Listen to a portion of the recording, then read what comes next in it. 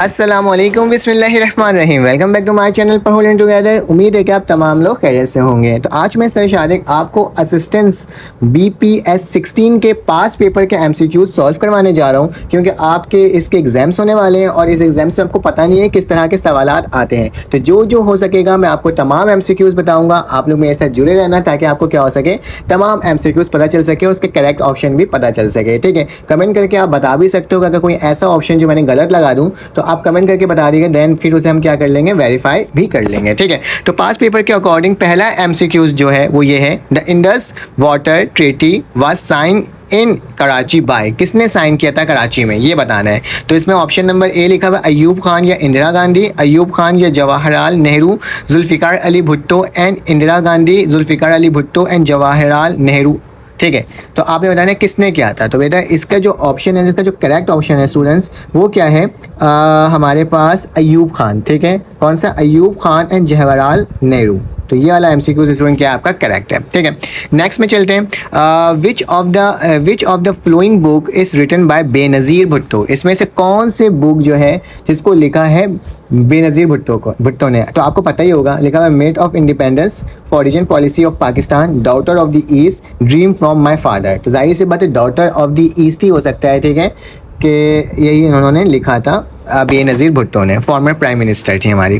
What is the full name of Pakistan own satellite, Pakistan के own satellite का full form क्या है। ठीक है, फुल नेम क्या है आपने ये बताना है। ठीक है, तो पहला ऑप्शन लिखा है पब्लिक रेडियो सैटेलाइट, फिर लिखा हुआ है पाकिस्तान रिमोट सिस्टमेटिक सैटेलाइट, दूसरा लिखा हुआ है पाकिस्तान रिमोट सेंसिंग सैटेलाइट, या नन, इनमें से कोई भी नहीं। तो स्टूडेंट इसमें जो हमारा करेक्ट आंसर है वो करेक्ट आंसर है पाकिस्तान रिमोट सेंसिंग सैटेलाइट। ठीक है, ये ऐसे सवाल आते हैं जो जनरल नॉलेज टाइप के सवाल आते हैं जो ज़्यादा पूछे जाते हैं। The dearest and widest continent in the world is, कौन सा डियरेस्ट है, ड्राइएस्ट है और सबसे ज़्यादा कॉन्टिनेंट में पाया जाता है वाइडनेस है। ठीक है, तो आपने बताना है अंटार्कटिका है, ऑस्ट्रेलिया है, अफ्रीका है या साउथ अमेरिका है। तो इसमें से जो हमारे पास है वो क्या है, हमारे पास ऑप्शन नंबर जो करेक्ट है वो अंटार्कटिका है। ठीक है, तो option number A is correct. उसके लिए क्या, who was the first secretary general of United nation, कौन है first secretary general of the united nation में। तो आपके पास ऑप्शन है डेक हमार्स, फिर इसका कुड वैली, हियन, यू टर्न या ट्रिगी फ्लाई। तो इनमें से कौन सा ऑप्शन है स्टूडेंट, ऑप्शन नंबर हमारे पास डी इज करेक्ट ऑप्शन। उसका लिखा हुआ है between the melting point and boiling point of substance, the substance is, वो बताएं सब्सटेंस जो बिटवीन किसके हो, मेल्टिंग पॉइंट के भी हो और बॉइलिंग पॉइंट के सब्सटेंस में हो। ठीक है, तो आपने बताना है वो कौन सा है। तो हमारे पास ये ऑप्शन दिया हुआ है सॉलिड, सॉलिड के बाद हमारे पास नेक्स्ट है बेटा लिक्विड, गैस और क्रिस्टल। तो सर गौर से देखना है, लिखा हुआ है between the melting and boiling, melting होने से पहले और बिटवीन मतलब दरमियान, बिटवीन मतलब मेल्टिंग पॉइंट और बॉइलिंग पॉइंट के दरमियान कौन सा ऐसा होता है। तो सॉलिड, लिक्विड, गैस क्या होगा आपके नज़र में। तो स्टूडेंट हमारे पास जिसका ऑप्शन होगा वो क्या होगा, लिक्विड होगा। Option number B is the correct option. ठीक है, उसके बाद हमारे पास नेक्स्ट है the Asia football cup 2024 was won by, किसने एशिया कप 2024 को जीता, UAE, कतर, जॉर्डन या साउथ कोरिया। तो स्टूडेंट हमारे पास जिसका करेक्ट ऑप्शन है फुटबॉल जो जीता है वो कौन जीता है, एशिया का कतर ने। ठीक है, तो Qatar is a correct option. उसके बाद लिखा हुआ है Pakistan total liquid foreign exchange reserve are about, कितने टोटल फॉरेन एक्सचेंज है पाकिस्तान के पास। तो तकरीबन हमारे पास 13 बिलियन है। ठीक है, he dash and the project for man, he working on the project of the man, या फिर क्या होगा इसमें वर्क्स या फिर वर्कड या फिर वर्क। तो आपने बताना है इसमें कौन से फॉर्म स्टूडेंट लगेगा, कमेंट करके ज़रूर बताना कि इसका ऑप्शन कौन सा करेक्ट होगा। MCQ नंबर 31 का, the phrase to have your handful expresses mean, इसका मतलब क्या है आपने ये बताना है। तो इसमें लिखा है to be sinner, to have too many thing to do, to have plenty of will या समथिंग रिलेटेड टू फाइटिंग। तो इसमें से कौन सा ऑप्शन हो सकता है, ज़रा सोचो। करेक्ट ऑप्शन जो होगा वो बी होगा, to have too many thing to do. ठीक है, इसके बाद नेक्स्ट MCQs लिखा हुआ है MCQs नंबर 33, लिखा हुआ है choose the sentence with correct subject verb agreement. ठीक है, तो आपने बताना है इनमें से कौन सा है। तो लिखा हुआ either that cat or the dog were responsible for the mess, not possible. Either the cat or the dog was responsible for the mess. Either the cats or the dog were responsible for the mess. उसका लिखा हुआ है either the cat or the dog was responsible for the mess. ठीक है, तो इसमें जो बिल्कुल करेक्ट है ना स्टूडेंट, वो हमारे पास एमसीक्यूज नंबर बी ही है, जिसमें क्या लिखा हुआ है either the cat or the dog was responsible for the mess. ठीक है, option number B is correct. उसके बाद लिखा हुआ है हमारे पास नेक्स्ट एमसीक्यूज है, उसको भी चेक कर लेते हैं और देख लेते हैं इसमें मेरे पास क्या आंसर आ रहा है। Despite dash tried comma she continue working. तो इसमें कौन सा ऑप्शन स्टूडेंट करेक्ट होगा अगर देखा जाए। हमारे पास जो लिखा हुआ है इसमें जो ऑप्शन होगा despite being tried she continue working, तो ऑप्शन नंबर ए करेक्ट होगा बेटा इसमें। तो चलो आज इसका नेक्स्ट एमसीक्यूज देखते हैं और देखते हैं वो किस तरह से सॉल्व हो रहा है। ठीक है, काफ़ी सारे एमसीक्यूज हैं जो कि मैं आपको सॉल्व करवा रहा हूँ। अब हमारे पास 35 एमसीक्यूज में लिखा हुआ है it was unanimously resolved that the parties launching of the popular program. तो इसमें जो स्टूडेंट ऑप्शन करेक्ट होगा ना वो हमारे पास है शुड यूनाइटेड अंडरटेक, तो ये वाला option number D is the correct option. उसके बाद लिखा हुआ है the speaker did not properly space out his speech but we won on dash 1 point only.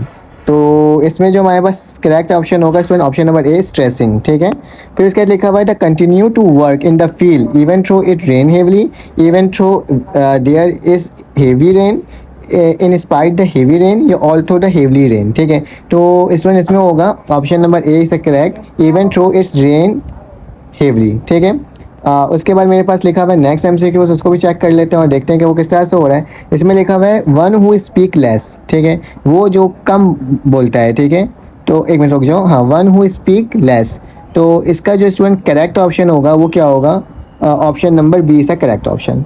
उसके बाद लिखा हुआ है विट कोवेन। ठीक है, तो अब ये क्या चीज़ है स्टूडेंट, तो इसमें जो हमारे पास होगा करेक्ट ऑप्शन वो कि आपने क्या करना होगा, लिखा हुआ है विच कोवेन, इसमें हो जाएगा हमारे पास ऑर्जे कैसल सियरन प्रोस्फी या फिर एक्टर ट्रोप या फेरी स्पेल। तो स्टूडेंट इसका जो करेक्ट ऑप्शन है according to this option number C.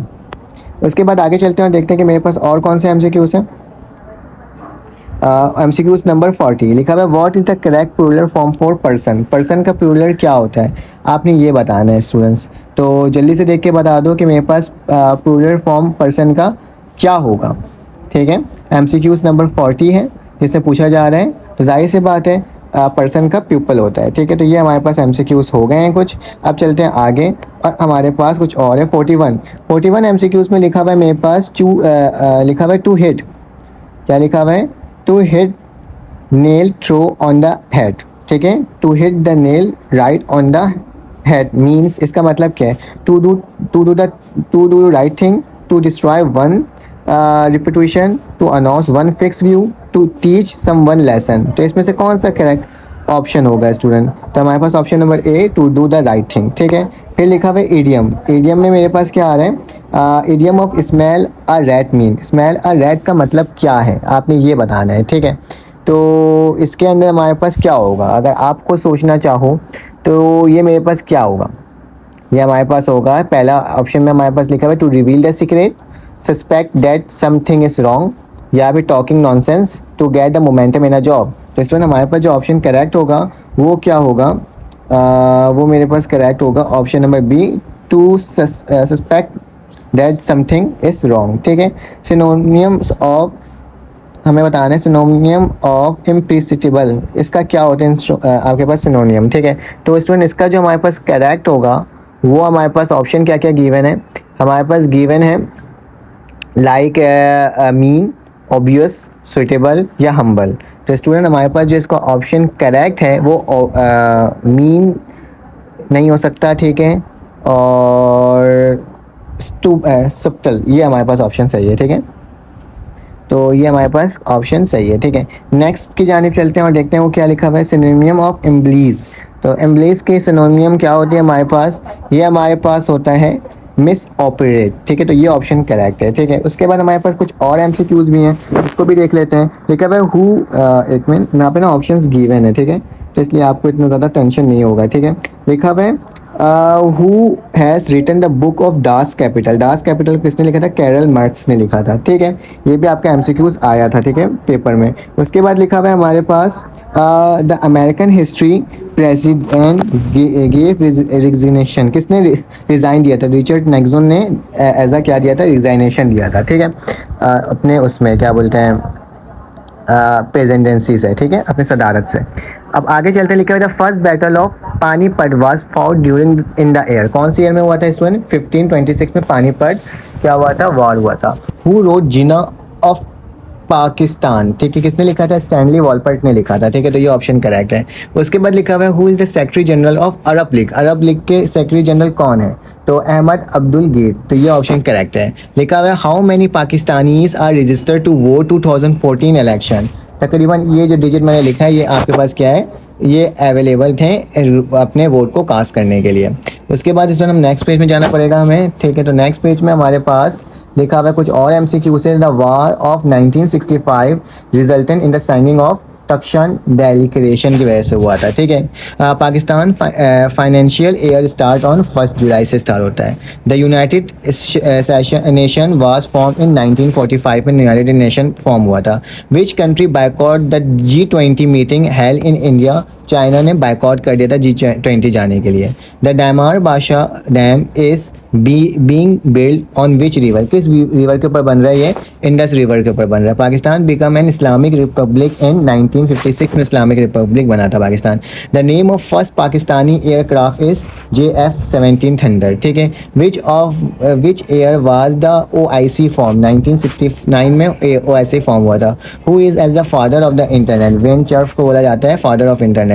How many branch are in sin? तो 3 ब्रांच आर सिन, ठीक है। Light year is use to measure distance, ठीक है। The oldest university in the world is university of Bologna, ठीक है। उसके बाद लिखा है the world divided into how many time zone? 24 time zone में डिवाइड हुआ है। Asia is the most population continent. The most popular is Africa. Africa के अंदर मोस्ट पॉपुलस है, ठीक है।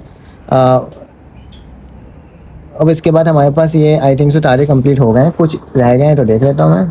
नहीं, सारे एमसीक्यू से स्टूडेंट हमारे पास कंप्लीट हो गए। अगर आपको मेरी वीडियो अच्छी लगी, समझ में आया हो, तो प्लीज़ चैनल को लाइक और सब्सक्राइब कर दें, बेल के आइकन क्लिक करें ताकि मैं आपको इस तरह की वीडियोस बनाकर प्रोवाइड करते रहूँ। तो जब तक के लिए अपना ख्याल रखें, अपने ख्याल रखें, वो में याद रखें। अल्लाह हाफ़िज़।